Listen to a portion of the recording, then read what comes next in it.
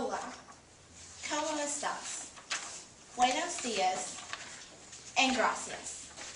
We have all heard these words somewhere in our lifetime, if it is at a Mexican restaurant or on Dora. But do we know where these Spanish words originated from? Today I'm going to tell you the history of Spanish that we all know today.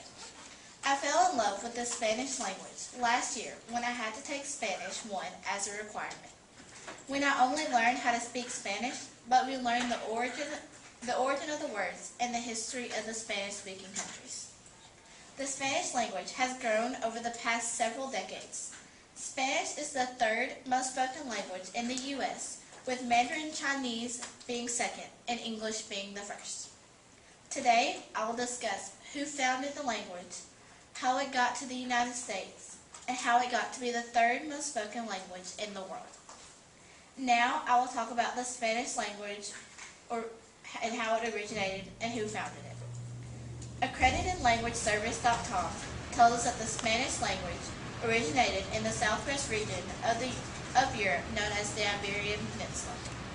At the end of the 6th century, the Iberians were the first people to live on the Iberian Peninsula, and they began to mingle with the Celts.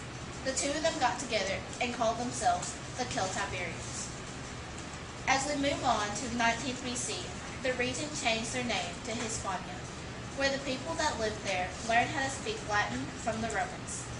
Latin and the Celtiberian language mixed together to be called the vulgar language, which is what we know today as Spanish.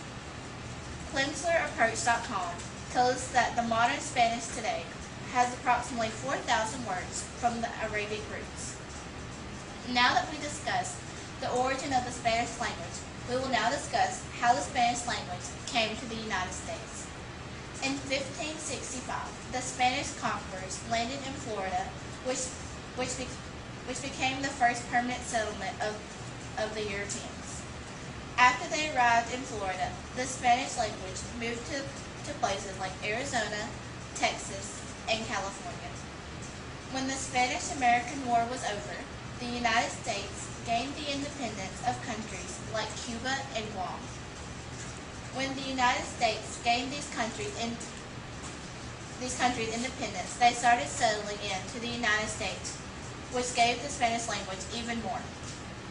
Now that we see how Spanish came to the United States, now let's see what countries speak Spanish and how Spanish compares to the other languages. SpanishLanguageGuide.com tells us that in 1999, 332 million people spoke Spanish, while 322 spoke English. Did you know that Spanish is the official language of Equatorial Guinea, making it the only country in Africa to speak Spanish? SpanishLanguage.com tells us that Argentina, Belize, Bolivia, Chile, Colombia, Costa Rica, Cuba, Dominican Republic, Ecuador, El Salvador, France, Guatemala, Honduras, Mexico, Nicaragua, Panama, Paraguay, Peru, the Philippines, Puerto Rico, Uruguay, and the United States, and Venezuela all speak Spanish.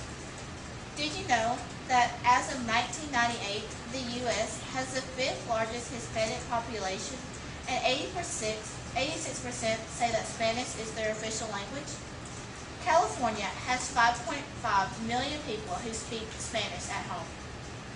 Other places like Texas with 3.4 million, New York at 1.8 million, and Florida with 1.5 million all have people that speak Spanish. Everyone to take Spanish as a second language? Well, you can be one of the 18 million that take Spanish as their second language. Everyone to go to school in Brazil?